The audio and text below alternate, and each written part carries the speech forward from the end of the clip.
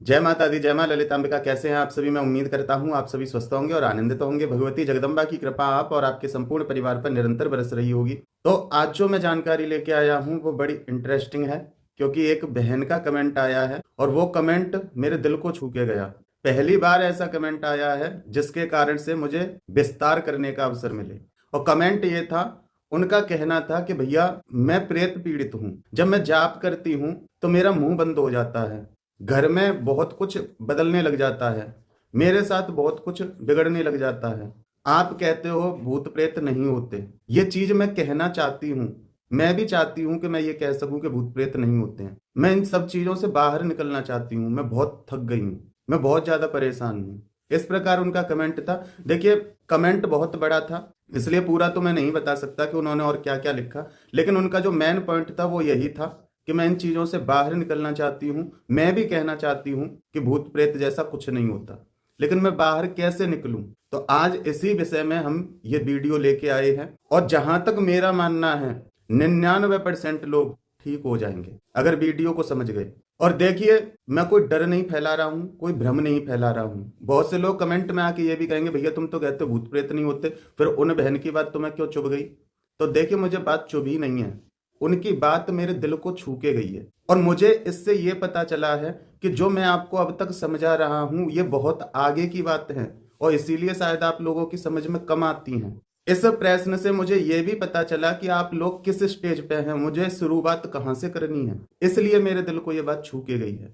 और उनका ये कहना कि भैया मैं भी ये कहना चाहती हूँ कि भूत प्रेत नहीं होते, ये बातें मेरे दिल को छू के गई हैं। तो आज इस वीडियो में हम जानेंगे, और मेरी गारंटी है आप सभी लोग ठीक होंगे। आपने अपनी बात तो रखी मेरे आगे, जिसको मैं समझ पाऊं और आपको मार्ग दिखा पाऊं। अब देखिए, यहाँ मैं समर्थन नहीं कर रहा हूं भूत प्रेत का, लेकिन होते हैं, ये पक्की बात है। लेकिन वो हमारे ऊपर प्रभाव डाल कैसे रहे हैं, वो कैसे हमारे ऊपर प्रभाव डाल सकते हैं, जब किसी भी शास्त्रों में ये नहीं कहा गया कि भूत प्रेत शरीरों में घुसते हैं। तो देखिए, मैं बताता हूं कैसे प्रभाव डलता है। जैसे आप पूरे जीवन भक्ति करें, पूरे जीवन भगवान की सेवा आराधना करें, तो आप एक ऊर्जा को प्रकट कर रहे हैं जो सकारात्मक है। और वो सकारात्मक ऊर्जा एक दिन इतनी पुष्ट हो जाएगी कि जब आप मृत्यु को प्राप्त हो जाएंगे, जब आपका अंतिम समय आ जाएगा और आपकी आत्मा परमात्मा में चाहे विलीन हो जाए, चाहे पितृलोक में निवास करे, चाहे किसी देव रूप में विराजमान हो, या फिर किसी अच्छी योनि में जन्म मिले, तो आत्मा तो अपना जो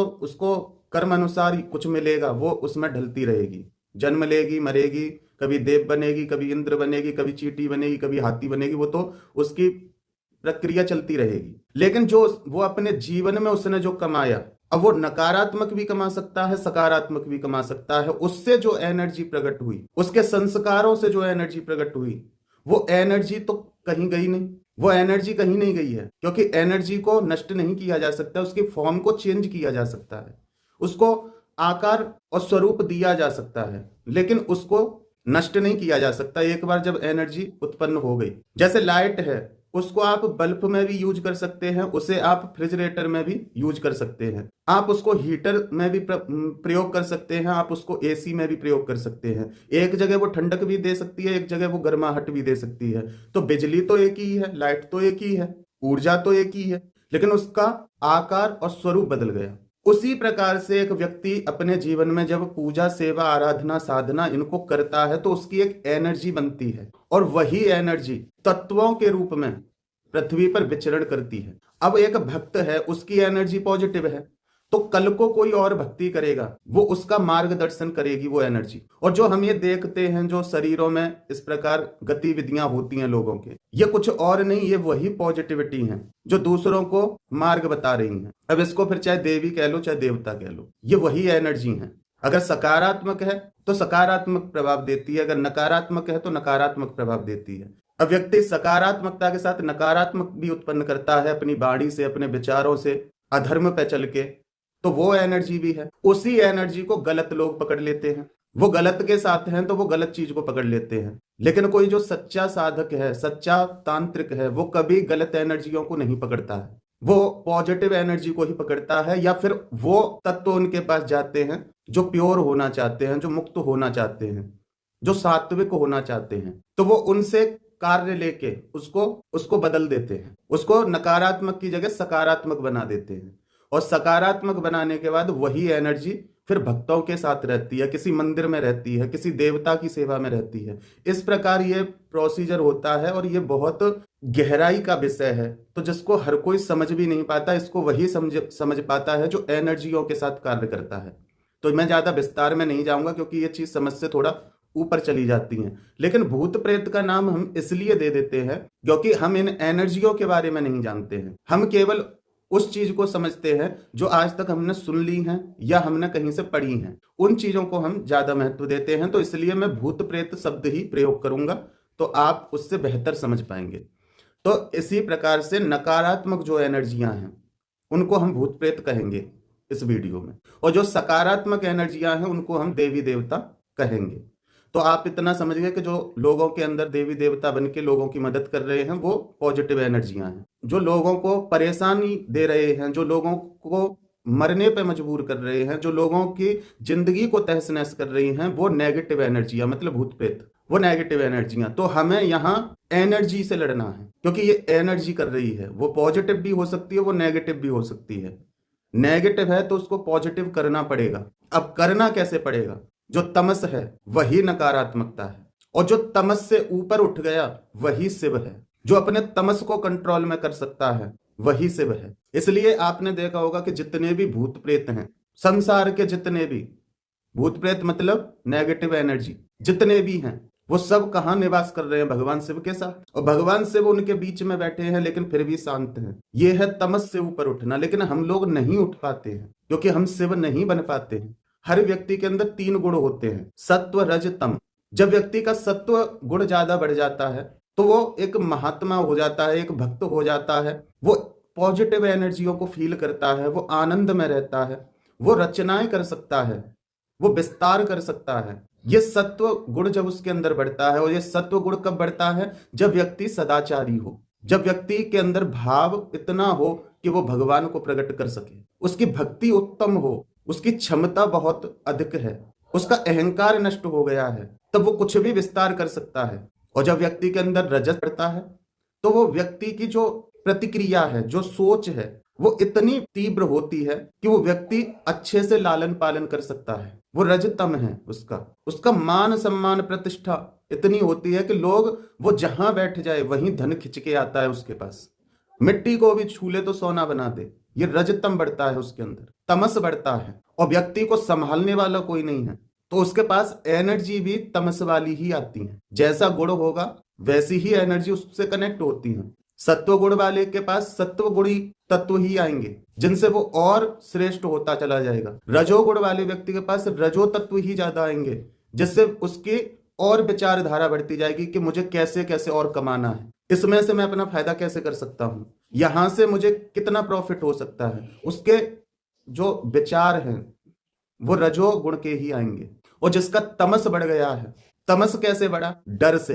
किसी को बार बार डराया गया किसी बात को लेके, चाहे मान लो किसी ने यही कह दिया कि तुम्हारे ऊपर ये परेशानी है, ये ऐसी परेशानी है, इससे ये हो जाता है, मतलब उसको ऐसा डरा दिया गया कि जो जो उसके हृदय में तमस उठ सकता था ऊपर, उस बात को सुन के वो तमस जागृत हो जाता है। उसके विचारों को दबा दिया गया, उसको किसी ने समझा नहीं, उसका क्रोध बढ़ता गया, तो उसका तमस इतना बढ़ जाता है कि वो विनाशकारी सिद्ध होता है।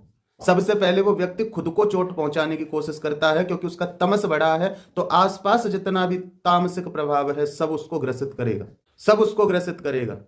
दूसरे व्यक्ति को उस जगह पर कुछ महसूस नहीं हो रहा है, लेकिन जिसका तमस बढ़ा हुआ है वो व्यक्ति उस जगह पर जाके महसूस करेगा कि कुछ है। अब दूसरा व्यक्ति इस चीज को नहीं समझेगा, वो नहीं समझ पाएगा, वो कहेगा हमें तो कुछ महसूस नहीं हुआ। अरे तुम्हें इसलिए नहीं हुआ क्योंकि तुम्हारे अंदर तमस उतना नहीं है। तुम सत्व से भी जुड़े हो कहीं ना कहीं, और रज से भी जुड़े हो, और तमस से भी जुड़े हो। तुम तीनों गुणों में कहीं ना कहीं समांतर हो, इसलिए तुम्हारे ऊपर प्रभाव नहीं दिखा। लेकिन जिसके अंदर तमस ही बहुत है तो उसको प्रभाव दिखता है। देख, आप समझने की कोशिश करना, मैं आपको किसी भ्रम में नहीं फंसाना चाहता हूं, इसलिए मैं इसको विस्तार कर रहा हूं। तो अब आपका प्रश्न ये होगा कि तो फिर भैया वो तमस हमारे शरीर में घुस जाता है? तो देखिए, बिल्कुल नहीं घुसता। ये तीनों गुण आपके अंदर हैं। जब तक सत्व रज तम आपके हैं तब तक उतार चढ़ाव होते रहेंगे, लेकिन जब आप किसी गुण को ज्यादा तीव्रता से पकड़ लेते हैं, जब आप बार बार ये सोचते हैं कि मेरे साथ ही क्यों बुरा होता है, मेरे ही साथ ऐसा क्यों हुआ, उसने मुझसे ये कहा है, उसने मुझसे ऐसे कह कैसे दिया, किसी ने मेरे ऊपर तंत्र कर दिया, किसी ने मेरे ऊपर ये कर दिया, वहां प्रेत है, जब से मैं वहां से आया हूं तब से मेरे साथ ऐसा हो रहा है। जब व्यक्ति तमस को बढ़ा लेता है अपने अंदर, तो जितने भी आसपास तामसिक तत्व होते हैं वो उस व्यक्ति के मन को प्रभावित करते हैं। जहां व्यक्ति अब तक केवल सोच रहा था अकेले में कि मैं ग्रसित हूं, जब बाहर के तत्व उससे टकराते हैं, बाहर के तत्व उसके मन को ग्रसित करते हैं, तामसिक तत्व उसके अंदर पहले से ही प्रबल था, तो वो व्यक्ति प्रेत ग्रसित हो जाता है, नकारात्मक एनर्जी से ग्रसित हो जाता है। इसमें आत्मा का कोई संदर्भ नहीं है, इसमें आत्मा का कोई मतलब नहीं है कि कोई बाहर से आत्मा आई, बाहर से आत्मा नहीं आई है। ये केवल व्यक्ति का तमस बढ़ गया है, और तमस हमेशा विनाशकारी सिद्ध होता है, ये बात ध्यान रखना। तमस के अधिपति किसको कहा जाता है? भगवान शिव को। भगवान शिव को किस दृष्टि से देखा जाता है? संहार की दृष्टि से, कि भगवान शिव संहार करते हैं। लेकिन वो अपने तमस को साध कैसे रहे हैं? तप से। तप आधार सब सृष्टि भवानी, करहि जाई तप अस ही अजानी। तप बल रचहि प्रपंच विधाता, तप बल विष्णु सकल जग त्राता। तप बल शंभु करहि संघारा, तप बल शेष धरहि मही भारा। तो किससे तमस को साध रहे हैं? तप से, ध्यान से, साधनाओं से। तो जब व्यक्ति के अंदर कोई तत्व ऐसा प्रबल हो गया है जो उसके लिए विनाशकारी सिद्ध हो रहा है, तो उसको कैसे साधा जा सकता है? शांति से, शांत होकर, अपने मन को समझाकर। अपने मन को समझाकर यदि व्यक्ति आगे बढ़े तो वो ठीक हो सकता है। अब मन को भी कुछ हद तक ही व्यक्ति समझा सकता है। कब तक? जब तक केवल उसका तमस बड़ा है, तब तक वो उसको समझा सकता है। यदि उसको कोई सपोर्ट करे या वो व्यक्ति अपने मन को डाइवर्ट कर ले तो उसको वो समझ सकता है। लेकिन जब व्यक्ति से बाहर के नकारात्मक तत्व जुड़ गए और उसके मन पे उनका भी प्रभाव जुड़ गया, चाहे वो किसी तांत्रिक के माध्यम से, चाहे आपकी एनर्जी जिस कपड़े में है, जिन चीजों में है, उसके ऊपर किसी ने बहुत नकारात्मक तत्व छोड़ दिए, तो फिर व्यक्ति का अपने ऊपर कंट्रोल नहीं रहता। और यही होता है कि जब संसार में अत्यधिक तमस्व बढ़ जाता है, जहां सत्व और रज ये समाप्त हो जाते हैं, ये कलयुग का बिल्कुल अंत हो आ जाता है, तब शंभु संहार करते हैं। फिर तमस्व इतना होता है कि वहां संभाल पाना मुश्किल है, वहां संभाल पाना मुश्किल हो जाता है। अब कुछ शेष बचा नहीं जिसमें सुधार किया जा सके, तो संहार होगा। तो जब तक व्यक्ति खुद को संभाल पा रहा है, अपने मन को समझा पा रहा है, तब तक व्यक्ति खुद ठीक हो सकता है, खुद को समझा सकता है। लेकिन जब बाहर के तत्व उससे जुड़ गए हैं, चाहे वो कारण कुछ भी रहा हो, चाहे किसी भी तरह से जुड़ गए, चाहे इसको टोना टोटका कुछ भी कह लो आप, चाहे शमशान में चले गए, बाल खोल के चले गए, ऐसे चले गए, वैसे चले गए, ये कह लो आप, कुछ भी कह लो, मतलब किसी भी कारण से बाहर के तत्व आपसे जुड़ गए। आप अपने तमस्व से लड़ सकते थे, लेकिन बाहर की जो एनर्जी जुड़ी है उसका सामना आप नहीं कर पाते, क्योंकि आपको नहीं पता कि उस एनर्जी से कैसे लड़ना है मुझे। तब उस समय पर जो समझदार व्यक्ति होगा वो आपको भगवान शिव की शरण में जाने की सलाह देगा, क्योंकि वो तमस्व के अधिपति हैं। वो उनका मुख्य जो गुण है वो तमस्व है, और जल सागर में ही मिल सकता है। तो इसलिए भगवान शिव की शरण में जाने की सलाह दी जाती है। और इसीलिए मैं कहता हूं कि ओम नमः शिवाय ओम का जाप करो, क्योंकि भगवान शिव ही जैसे हलाहल विश्व को ग्रहण कर गए, वो क्या था? वो तमस ही तो था। जो तमस पूरे संसार पे बिजली बन के गिरता, पूरे ब्रह्मांड को नष्ट कर देता, तो उसे भगवान शिव ने ग्रहण कर लिया। तो ऐसे ही भगवान शिव आपके तमस्व रूपी जो भूत प्रेत जादू टोने तंत्र मंत्र यंत्र कुछ भी है, उससे जो तमस्व उत्पन्न हो रहा है, जो तमस्व आपके जीवन में विपरीत प्रभाव डाल रहा है, आपको जीने नहीं दे रहा है, उस तमस्व को ग्रहण भगवान शिव कर सकते हैं, भगवान शिव कर सकते हैं। तो इसलिए मैं पूर्ण रूप से यह नहीं कहूंगा कि भूत प्रेत, मैं एनर्जी कहूंगा। एनर्जी आपकी तामसिक हो गई है और अभी आपकी जीवन क्रिया पूर्ण नहीं है। अभी आप सत्व रज तम इन तीनों को बैलेंस करके अपना जीवन जी सकते हैं, तो वहां हमें ठीक होने की फिर आवश्यकता पड़ती है। अभी जो हमारी ये सृष्टि है शरीर रूपी, अभी इसका अंत नहीं आया है, तो हम अभी रुद्र नहीं बन सकते, अभी हम संहार नहीं करेंगे, अभी हमें सृष्टि रचना और पालन करना है, अभी तमस्सु को हमें मौन रखना है, साधना रत रखना है, शांत रखना है, अभी हमें जीवन जीना है, अभी शिव का तीसरा नेत्र नहीं खोलना है। लेकिन गलती से खुल गया या किसी ने जबरदस्ती खुलवा दिया, अब संहार हमारे जीवन में प्रारंभ हो गया और हमारी सृष्टि खतरे में है, हमारा शरीर खतरे में है, हमारा मन खतरे में है, हमारी आत्मा खतरे में है, हमारा परिवार खतरे में है, हमारे आसपास के लोग खतरे में हैं हमारे कारण। तो हमें उससे लड़ना है, हमें उस तमस को शांत करना है, उसको रज और सत्व में बदलना है। जो अपर हो गया है तमस्सु, उसको बैलेंस करना है, और वो बैलेंस करने की शक्ति कौन देगा? भगवान शिव। और जो भी हमारे जीवन में इस तमस के बढ़ने के कारण जो भी कमियां आई हैं, चाहे रिश्तों में, चाहे अपनों के बीच में, चाहे खुद के अंदर, उनकी पूर्ति कौन करेगा? उनकी पूर्ति तो पालनकर्ता करेगा। इसीलिए मैं हर व्यक्ति से कहता हूं, गीता पढ़ो, वहां से आपको जीवन जीना आता है।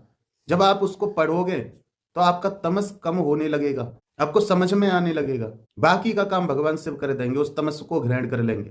इसलिए जो फालतू की बातों में नहीं जाना चाहते, जो झाड़ फूंक और इनके चक्कर में नहीं फंसना चाहते, वो केवल इतना सीधा सा समझ लीजिए कि आपके शरीर का एक तत्व ज्यादा उग्र हो गया है, जिस कारण से आपको ये सब समस्याएं हो रही हैं। इसमें बाहर की किसी भी चीज का कोई हाथ नहीं है, शुरुआत आपसे हुई है। फिर आपने जो प्रकट किया प्रकृति में, प्रकृति ने आपको रिटर्न दिया है। आपने तमस प्रकट किया, आपने डर प्रकट किया, आपने अपने मन से बहुत सारी चीजों को प्रकट किया, चाहे वो किसी के दबाव में, चाहे किसी के डराने पर। बस प्रकृति ने रिटर्न किया है आपको।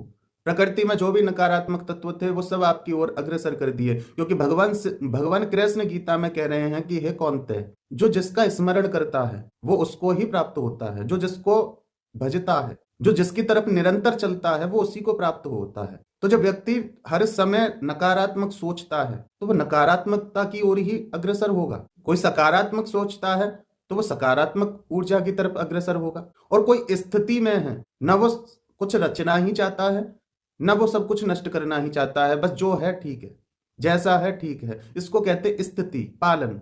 न वो नकारात्मक आने देता है, न वो सकारात्मक आने देता है, वो जिस स्थिति में वो खुश है उसको कहते हैं स्थिति, बैलेंस। और यही बैलेंस व्यक्ति के जीवन में गड़बड़ा गया है, क्योंकि कभी तो उसके जीवन में सत्व ज्यादा बढ़ रहा है, जिसके कारण उसे कुछ भी अच्छा नहीं लगता, वो बस 24 घंटे भगवान में ही रमण करना चाहता है। और जब वो इस स्थिति में आता है तो लोग नकारात्मक एनर्जियों को प्रकट करते हैं, उसको उल्टा सीधा बोलते हैं, बाहर के लोग उसको डराते हैं, हम तेरा ये कर देंगे, हम तेरा वो करवा देंगे, हम ये कर देंगे। इंसान रचना कर रहा है, भक्ति कर रहा है, वो रचना कर रहा है, उस टाइम वो ब्रह्मा है, वो एनर्जी उत्पन्न कर रहा है, और उस टाइम वो जो विचार करेगा वो प्रकृति में स्वरूप धारण करेगा। अब इतना सब होने के बाद व्यक्ति सोच रहा है मैं तो पूजा कर रहा हूं, मैं तो भक्ति कर रहा हूं, फिर भी सब लोग ऐसे कर रहे हैं, कहीं ऐसा तो नहीं कि मेरी पूजा को कोई खा रहा है, कोई चुरा रहा है, किसी ने कुछ कर तो नहीं दिया। जब ऐसे नकारात्मक थॉट उसके दिमाग में आते हैं तो वो सत्व से उठ के सीधा तमस की तरफ बढ़ जाता है, भगवान को दोष देने लगता है, इंसानों को दोष देने लगता है, वो तमस की तरफ बढ़ता है। बीच में स्थिति का तो कोई संबंध ही नहीं बचता, वो व्यक्ति स्थिति ही नहीं रह पाता। और जो व्यक्ति भी स्थित रहता है वो सृष्टि भी करता है, समय आने पर तमस भी दिखाता है, बाकी समय वो स्थिति में रहता है, बीच में रहता है। और जब व्यक्ति उस पर कंट्रोल नहीं कर पा रहा है, पहले वो तमस को बढ़ाता था, क्रोध भी करता था, लोगों से झगड़ा भी करता था, कोई बात को सुन के रोता भी था, चिड़चिड़ाता भी था, लेकिन फिर वो कंट्रोल कर लेता था, सत्व उसको सहारा दे देता था, तब फिर वो स्थिति में आ जाता था, वो गोविंद रूप में आ जाता था। लेकिन अब उसका तमस इतना बढ़ गया कि वो नहीं संभाल पा रहा है खुद को, नहीं वो समझा पा रहा है किसी भी प्रकार से, तब उसको तमस के अधिपति की शरण लेनी पड़ेगी। प्रभु मेरे हाथ में कुछ नहीं है। तो इसलिए ओम नमः शिवाय ओम का प्रतिदिन आधे घंटे मानसिक जाप करो, क्योंकि लड़ाई मन की है। बाहर के जो नकारात्मक तत्व हैं उन्होंने आपके मन को प्रभावित किया है, क्योंकि आपका मन आपके बस में होता तो किसी भी चीज का कोई प्रभाव नहीं पड़ता। तो इसलिए मानसिक जाप करो। और मेरी बहन, मैं आपको गारंटी देता हूं, दिल से आप 1 महीना करिए, कम आधा घंटा जाप कीजिए रोज, दोनों हाथों में थोड़ा थोड़ा कपूर लेके, 2-2 लौंग, 1-1 इलायची हाथ में रख के, मुट्ठी बांध के, भगवान शिव के चरणों में ध्यान लगाते हुए शांत बैठ के मन ही मन जाप करो। आपको मुंह से नहीं बोलना है, आपको जिह्वा भी नहीं हिलानी है, आपको महसूस ही नहीं होने देना है अपने आसपास की एनर्जी को कि आप कुछ कर रहे हैं। जब आप इस प्रकार करते हैं तो सबसे पहले जो आपके अंदर नकारात्मक तत्व बढ़ गए थे, जो ऊपर उठ गए थे, वो धीरे धीरे धीरे धीरे कम होने लगते हैं, भगवान शिव उनको ग्रहण करने लग जाते हैं। और जब जब वो नकारात्मक तत्व कम हो जाते हैं तो आपको शांति महसूस होने लगती है, वही शांति सत्व है। फिर आप वहां से सृष्टि रचना प्रारंभ करते हैं, फिर आप ब्रह्मा बनते हैं, फिर आपके पास ज्ञान होता है कि नहीं, जो मैं अब तक कर रहा था वो ठीक नहीं था। कोई कर रहा है तो अपने लिए कर रहा है, मेरा क्या बिगाड़ेगा। किसी ने टोना कर दिया, कोई नहीं, भगवान देख लेंगे। जब वो सकारात्मक सोच के साथ चलता है तो एक दिन उसके जीवन में स्थिति भी आ जाती है, फिर वो अपना भी ध्यान रखता है, अपने परिवार का भी ध्यान रखता है, और एक दिन आके वो कहता है भैया मैं ठीक हूं। ये लड़ाई है, इस सूक्ष्म लड़ाई को कोई नहीं समझ पा रहा है। कोई भूत प्रेत का नाम दे देता है, कोई तंत्र मंत्र का नाम दे देता है, कोई टोने टोटके का नाम दे देता है। लेकिन अगर व्यक्ति समझे तो यह सबसे सरल मार्ग है समझने का। 3 गुण हर व्यक्ति के अंदर है, सत्व रज तम, 3 ही उसकी अवस्था है, 3 ही त्रिदेव है, 3 ही त्रिदेवियां हैं, सब कुछ 3 के ही क्रम से है। और इन तीनों ही पुरों पर राज कर रही है त्रिपुरा, इन तीनों ही पुरों पर राज कर रही है। और वो परम चेतना है जो इन तीनों गुणों को चेतना प्रदान करती है। ब्रह्मा को सृष्टि करने की चेतना देती है, विष्णु को पालन की, और शिव को संहार की। तो ये तीनों गुण आपके अंदर है, क्या आप को वो चेतना प्रदान नहीं करेगी जब आपके अंदर कुछ इनबैलेंस हुआ है। और ये है प्रकृति, यहाँ जो हम बीज बोते हैं वही फसल हमें मिलती है। तो यदि नकारात्मकता बढ़ चुकी है, अत्यधिक बढ़ चुकी है, तो उसको सकारात्मक करो। तो जिसका भी तमस बढ़ा है उसको अपने अंदर शक्ति जागृत करनी है उस तमसता से लड़ने के लिए। इसमें कुछ डरने वाली बात नहीं है, बाहर का कुछ है नहीं जिससे आप डरो कि कोई आके कुछ कर देगा। बाहर का कुछ नहीं है, सब आपके अंदर से है। बाहर का कब तक आपको प्रभावित कर रहा है, जब तक आप अंदर से उसको अपनी ओर खींच रहे हो। जब आप अपने तमस को शांत कर लोगे तो बाहर का तमस आपके ऊपर कोई प्रभाव नहीं डाल सकता है। तो मैं उन बहन को बस यही कहना चाहूंगा कि बहन आप गीता का पाठ कीजिए। और मैं ये भी नहीं कहूंगा कि आप कोई आसन पे बैठ के या दीपक जला के पाठ कीजिए, नहीं, आप एक गीता लेके आइए, आप जैसे नॉर्मल बुक पढ़ते हो वैसे पढ़िए, उसको समझिए, उसको समझने का प्रयास कीजिए। और रोज शाम के समय, सूर्यास्त के बाद, जब भी आपको समय मिले, लेकिन जिस दिन से करना प्रारंभ कर दें उस दिन से समय एक ही रखना है। ऐसा नहीं कि आज किसी समय कल किसी समय, एक ही समय पर रोज आपको हाथ में कपूर लौंग इलायची लेके जाप करना है। आंख बंद रहेंगी, मानसिक जाप चलेगा, ओम नमः शिवाय ओम का। और जब आपका जाप पूर्ण हो जाए तो वही कपूर और जो आपके हाथ में लौंग इलायची थी उन सबको बाहर जला दो, घर से बाहर या छत पर। इससे क्या होगा, इससे ये होगा कि जो आपके औरे में तमस्ता है, जो तमस्ता बाहर के तामसिक तत्वों को अपनी ओर खींच रही है, जो आपके औरे को छेद रहे हैं तत्व, जिन्होंने आपके औरे को छेद दिया है, जिसके कारण से नकारात्मक तत्व इतनी आपकी ओर तेजी से खिंच रहे हैं कि आप खुद को संभाल नहीं पा रहे हैं, आप अपने मन को नहीं समझा पा रहे हैं, आपके मन के पास इतनी शक्ति ही नहीं बची है। बस आपने उम्मीद छोड़ दी कि अब मेरा कुछ नहीं हो सकता, मैं कभी ठीक नहीं हो सकता। तो ये आपके ऑरे को पावरफुल करेगा, ये आपके ऑरे को प्रोटेक्ट करेगा, जिससे बाहर का जो भी कुछ खिंच रहा है आपकी तरफ वो आपसे दूर रहेगा। और जब वो दूर रहेगा तो जो अपने अंदर तमस्ता है वो भी धीरे धीरे धीरे धीरे कम हो जाएगी, और फिर आप एक हंसते खेलते व्यक्ति बन जाएंगे। जो इस रहस्य को समझ गया वो कभी प्रेत से पीड़ित नहीं हो सकता, वो कभी तमस की एनर्जी से पीड़ित नहीं हो सकता। भगवान शिव उसको ग्रहण कर लेते हैं। कपूर ही क्यों रखना है हाथ में, कुछ और भी तो रख सकते हैं, तो क्यों रखना है।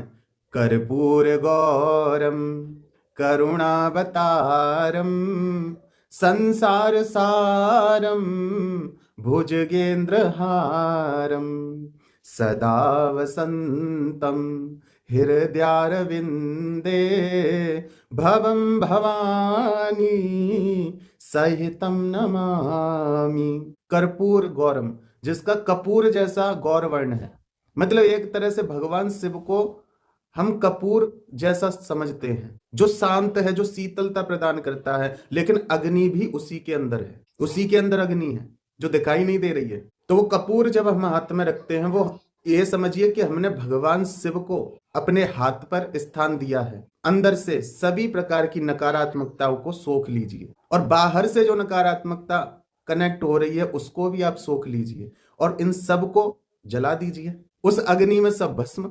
तो ये प्रोसीजर है, ये बहुत अच्छा तरीका है। लोग इसको समझा नहीं पाए हैं और कुछ लोग इसको समझ नहीं पाए। इसलिए ये भ्रम है।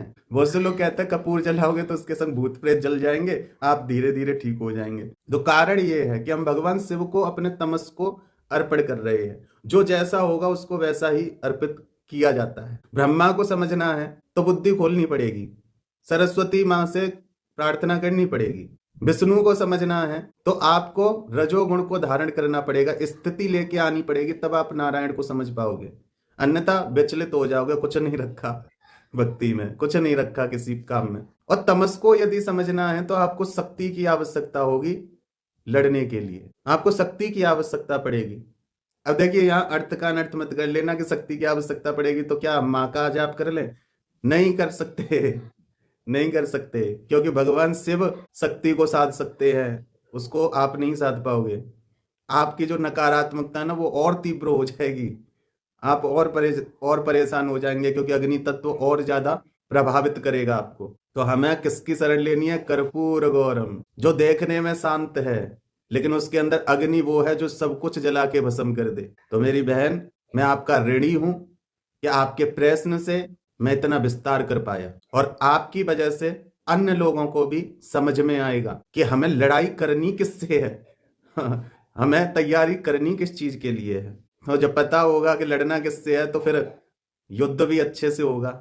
अब तक हम जिससे लड़ रहे थे उसके बारे में हमें कुछ पता नहीं था, और जब पता नहीं होता है तो अच्छी से अच्छी रणनीतियां विफल हो जाती हैं। अब पता आपको चल गया कि आपको लड़ना कैसे है। मन को अपने को हमेशा शांत रखना है, कभी खुद को प्रेत पीड़ित नहीं समझना है। बस आपको इतना समझना है कि मेरे शरीर का एक तत्व ज्यादा बढ़ गया है, उस तत्व को मुझे कम करना है, और जिस तत्व के साथ मैं ज्यादा खुश रह सकता हूं, चाहे वो सत्व तत्व हो चाहे वो रज तत्व हो, उसको मुझे बढ़ाना है। और बढ़ाना भी नहीं है तो कम से कम स्थिति में तो रहना है, जिससे मैं सब कुछ संभाल सकूं, जिससे मैं सब कुछ पालन कर सकूं। मुझे स्थिति में तो रहना है, और स्थिति में ही व्यक्ति जब आ जाता है तब ही वो अन्य चीजों से मुक्त हो पाता है। अब किसी के पास कुछ भी नहीं है, तुम उसको कह दो भक्ति करो, वो कैसे कर लेगा? उसका परिवार है, उसका भी उसको लालन पालन करना है, वो कैसे कर लेगा? उसके जीवन में स्थिति की आवश्यकता है, उसके जीवन में उस युद्ध की आवश्यकता है, जिस युद्ध से वो समझ पाए कि मैं धर्म के अनुसार चलूं।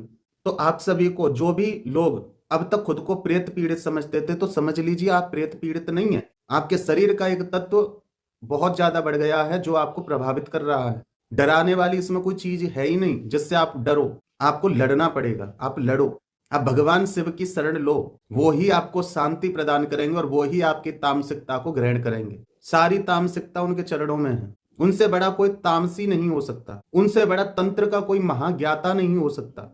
सबसे पहली बात तो अपने मन में शांति रखिए, अपने मन को बताइए कि मैं प्रभु का हूं, मैं ये नहीं हूं जो मुझे बनाया जा रहा है, मैं प्रेत पीड़ित नहीं हूं। बस किन्हीं कारणों से थोड़ा तत्वों का उलटफेर हो गया है, पर मैं बैलेंस करूंगा। मैं रोज प्रतिदिन जाप करूंगा और 1 महीने के अंदर ठीक होकर दिखाऊंगा। मैं अपने सत्व रज को बढ़ाऊंगा, मैं स्थिति में आऊंगा। जो इस वीडियो को समझ गया, 99% भारत के लोग या अन्य व्यक्ति कभी भी विचलित नहीं होंगे इन चीजों से। तो एनर्जी दोनों है, नकारात्मक और सकारात्मक। आप किस एनर्जी के साथ ज्यादा कनेक्ट हैं उस पर विचार करना है। यदि आप एनर्जी के विषय में समझ गए, आप नकारात्मक एनर्जी को सकारात्मक कर लोगे। क्योंकि आप अभी ये नहीं समझे हैं कि हमारी सकारात्मक एनर्जी नकारात्मक कैसे हुई, इसलिए आपको ये नहीं पता चल पाता है कि नकारात्मक को सकारात्मक कैसे करना है। लेकिन जब आप ये समझने लगते हैं कि अच्छा ऐसे ऐसे नकारात्मकता बढ़ती है, तब आपको ये भी पता चल जाता है कि अच्छा ऐसे ऐसे सकारात्मक को बढ़ाया जा सकता है। व्यक्ति स्टेबल हो जाएगा। जो लोग कहते हैं ना कि और कंट्रियों में भूत प्रेत क्यों नहीं होते, तो और कंट्रियों में इसलिए नहीं होते कि वो एनर्जियों को समझते हैं, और या फिर बिल्कुल नहीं जानना चाहते, इसलिए उनके ऊपर प्रभाव नहीं पड़ता। बस वो अपने लक्ष्य को देखते हैं कि हमारा लक्ष्य क्या है, वो उस लक्ष्य पर निरंतर बढ़ते रहते हैं, इसलिए वो इन चीजों में नहीं फंसते हैं। लेकिन भारत के व्यक्ति आध्यात्मिक हैं, और उसी आध्यात्मिक कारण के कारण वो व्यक्ति भावुक है, और भावुकता अत्यधिक हो जाए और उसको दिशा सही ना मिले तो वो भावुकता उसके लिए विनाशकारी सिद्ध हो जाती है। केवल वो विश्वास भगवान की तरफ रखे, अन्य चीजों को वो ना माने, तो उसे भगवान की प्राप्ति हो जाती है। लेकिन एक भक्त भावुक होता है, वो अच्छा मानता है तो बुरे को भी मानता है। बस फर्क इतना है कि उसके ऊपर प्रभाव किस चीज का ज्यादा है। यदि नकारात्मक प्रभाव ज्यादा पड़ता है उसके ऊपर तो वो व्यक्ति धीरे धीरे नकारात्मक हो जाता है। अब फिर चाहे व्यक्ति ये कह दे कि ये व्यक्ति पूजा कर करके पागल हो गया, इसने ऐसी गलतियां कर दी जो नकारात्मक शक्ति इससे आकर्षित हो गई। तो देखिए, कहने को कोई कुछ भी कह सकता है, लेकिन मेन रीजन यही है कि आपकी बॉडी में इनबैलेंस हुआ है। बस आप उसको बैलेंस कर लीजिए, बाकी सब कुछ ठीक है। आप किसी से कम नहीं है, हर चीज में आप सबसे नंबर 1 हो, लेकिन आपको बस समझने की आवश्यकता है। और जो भी मेरी वीडियो आज देखेंगे, उसके बाद जो भी इस क्रिया को करना प्रारंभ करेंगे, रोज गीता पाठ और रोज कम से कम 30 मिनट ओम नमः शिवाय ओम का जाप, वो लोग मुझे 1 महीने बाद कमेंट में जरूर बताना कि आप कितना अपने उस तत्व से ऊपर उठ पाए हैं, आप कितना अपने तमस्व को कम कर पाए हैं। देखिए, समय लगेगा, लेकिन एक दिन जीत आपकी होगी, ये मेरा विश्वास है। और ये मैं किसी घमंड में या अहंकार में नहीं बोल रहा हूं, ये मैं अपनी जगदम्बा के बल पे बोल रहा हूं, क्योंकि मेरी जगदम्बा ने भी मुझे ऐसे ही निकाला था। तो आज आप मुझे देख रहे हैं, मैं कहीं से लग रहा हूं प्रेत पीड़ित, तो उस समय मेरे गुरुदेव और मेरी माँ ने मुझे संभाला था, ये सच्चाइयों से अवगत करा के। आज मैं कोशिश कर रहा हूं, तो आप थोड़ा सा सपोर्ट करें, थोड़ा सा सहन करें। थोड़ा सा कष्ट होगा आपको, क्योंकि किसी भी चीज में बदलाव करने में कष्ट होता है, लेकिन ये बिल्कुल मत समझना कि कोई भूत प्रेत हमें रोकने का प्रयास कर रहा है। ये मत समझना। कोई रोग आपके शरीर से जब फूटता है तो कष्ट होता है। फिर मिलते हैं एक ऐसी ही अगली वीडियो में एक नई जानकारी के साथ। तब तक अपना और अपने परिवार का ध्यान रखें, भगवान की भक्ति करें, निरंतर भक्ति पथ पर आगे बढ़ते रहें। जय माता दी, जय मां ललितांबिका।